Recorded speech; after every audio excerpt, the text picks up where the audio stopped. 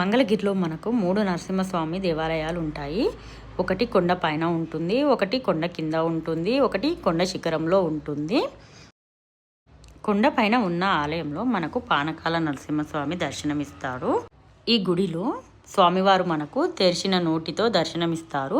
భక్తులు తెచ్చిన పానకం స్వామివారి నోట్లో పోసినప్పుడు గుట్క వేసే శబ్దం రావడం ఇక్కడ ప్రత్యేకత. స్వామివారికి ఎంత పానకము ఇచ్చినా కూడా ఇక్కడ ఒక చీమ కానీ ఈగ కానీ ఉండదు.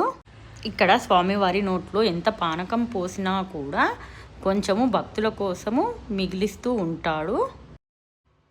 స్వామివారు మిగిలిచిన పానకాన్నే భక్తులకు ప్రసాదంగా పంచుతారు. ఈ గుడి వెనకాల కొంచెం ఎత్తులో రాజలక్ష్మి అమ్మవారి ఆలయం అయితే ఉంటుంది.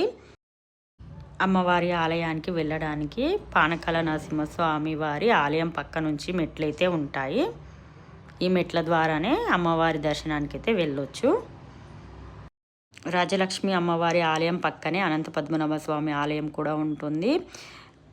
ఈ అనంత పద్మనాభ స్వామి ఆలయం పక్కనే ఉండ్రవల్లికి గృహాలకు వెళ్ళడానికి స్వరంగ మార్గం అయితే ఉంటుంది. పూర్వం ఋషులు ఈ స్వరంగ మార్గం ద్వారానే వచ్చి నరసింహస్వామిని దర్శనం చేసుకునేవారంట. ఆ దారి అయితే ఇప్పుడు మూసుకొని పోయింది. రాజలక్ష్మి అమ్మవారిని దర్శనం చేసుకొని కిందికి వస్తున్నప్పుడైతే మనకు ఇక్కడ ఆంజనేయ స్వామివారి విగ్రహం అయితే మనకు కనిపిస్తుంది. చూడండి, పెద్ద ఆంజనేయ స్వామి విగ్రహం ఇది. ఇక్కడ దర్శించుకొని కిందికి వస్తే దర్శనం అయిపోయినట్టు. మాకు పానకాల నరసింహస్వామి దగ్గర మిగిలిన యొక్క పానకాన్ని ఇలా మాకు చెంబులో ఇస్తే మేము బాటిల్లో పోసుకొని అయితే ఇంటికి తీసుకెళ్తున్నాము.